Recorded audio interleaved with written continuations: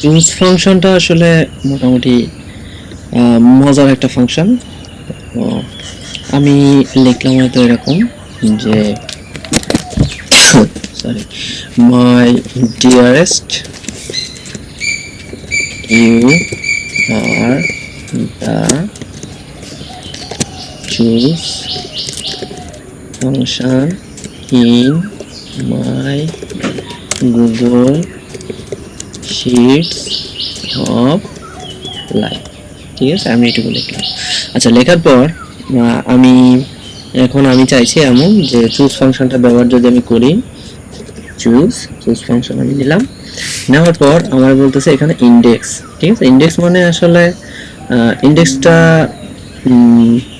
বুঝতে হলে আমি এখানে একটা র্যান্ডম একটা নাম্বার দেই, তারপরে ঢুকানোর জন্য সুবিধা হবে। আমি এখানে দিলাম 2। আচ্ছা, দেওয়ার পর এখানে প্রত্যেকটা পরে একটা করে কমা দিয়ে আমি প্রত্যেকটাকে আলাদা করে দিচ্ছি।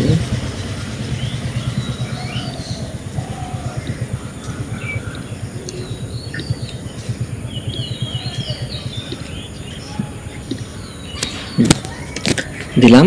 এবার দেওয়ার পরে আমাকে উত্তরটা দেখাবে ডিয়ারেস্ট, কারণ 2 নম্বর পজিশনে আছে কে, ডিয়ারেস্ট। তো এখানে তাহলে 2 মানে আসলে কি বোঝাচ্ছে?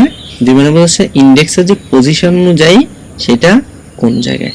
আচ্ছা, যদি আমি এই A1 কে সবার লাস্টে দেই তাহলে কি হবে? আমি ধরে নিলাম আমি A1 কে সবার আমি লাস্টে দিয়ে দিলাম। ঠিক আছে, কোনোভাবে A1 কে সবার আমি যদি লাস্টে দেই, আমি কিন্তু এখানে কোনো ধরনের কোনো চেঞ্জ আমি করিনি। আমি শুধু কি করছি সেটা হচ্ছে এই প্রথমে যে A1 মানে তো আসলে মাই ডিয়ার মাই, তো সেই মাইকে আমি সরাই নিয়ে যে একেবারে লাস্টে দিয়ে আসছি। তো এখন যদি আমি দেই তাহলে আমি এখানে এই A2 এই A3 তে আসলে কে আছে, মানে 2 নম্বর পজিশনে আর কি। 2 নম্বর পজিশনে যে থাকবে এই পজিশন অনুযায়ী, কিন্তু এই পজিশন অনুযায়ী না। এইখানে আমি কিভাবে রাখতেছি তার উপরে বেস করে আমাকে এর উত্তরটা দেবে। তাহলে A3 তে 2 নম্বর পজিশন, এটা হচ্ছে 1, এটা হলো 2, A3 তাহলে 2 নম্বর পজিশন। 2 নম্বর পজিশনে কে, ইউ। তাহলে আমার উত্তর দেখাবে কি, ইউ। আমাকে উত্তর ইউ দেখাচ্ছে। তো এখানে আরেকটা ছোট্ট কাজ করা যায়, একটু যদি আমরা এটা এইভাবে থাক, আমরা এখান থেকে এটাকে কপি করে নিয়ে আসি। হ্যাঁ, এটাকে কপি করে আমরা জাস্ট এখানে এসে পেস্ট করলাম। পেস্ট করার পর আমি এই 2 এর পরিবর্তে এখানে আমি দিব হচ্ছে র্যান্ড বিটুইন নামে আমাদের একটা ফাংশন আছে, তার মানে হচ্ছে র্যান্ডম বিটুইন। র্যান্ডম বিটুইন মানে হচ্ছে এই র্যান্ডম হবে, নাম্বার হবে, কিন্তু কোন জায়গা থেকে শুরু হবে কোন জায়গা থেকে শেষ হবে এটা আমরা বলে দিব। তো আমাদের র্যান্ডমটা শুরু হবে 1 এর থেকে এবং শেষ হবে কোন জায়গায়, যে শেষ হবে 13 এর ভিতরে। তো মানে হাই আর লো আর কি। তো সেই হাই আর লো বলে দিলাম। বলে দেওয়ার পর কি হলো এটা, হ্যাঁ, হাই আর লোটা আমি বলে দিছি, বলে দিলাম, জাস্ট এন্টার দিলাম। এবার আমাকে দেখাচ্ছে চুজ। হ্যাঁ, আমি যদি আবার এটা রিফ্রেশ করি তাহলে আমাকে নতুন কোনো একটা কিছু দেখানোর কথা।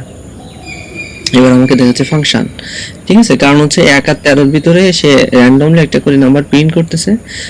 এটা যদি আপনি বুঝতে চান, আপনার যদি ওইটা একটু জটিল মনে হয় যে কিভাবে কাজ করতেছে, তার জন্য আমরা এখানে নেই। নেওয়ার পর র্যান্ড বিটুইন আমরা দিলাম 1 এর থেকে 13।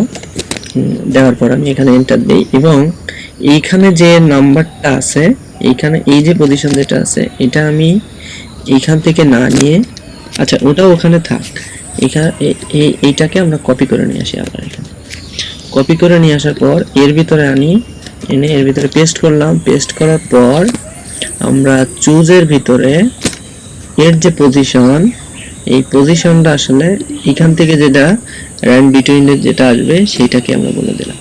তো এখন আসলো 7, এবার আসছে 7। আমি যদি এখন এটা রিফ্রেশ দেই, পরবার একটা নতুন নাম্বার আসবে, এখানে আসলে 4 আসার কারণে এবার আমার উত্তর দেখাচ্ছে।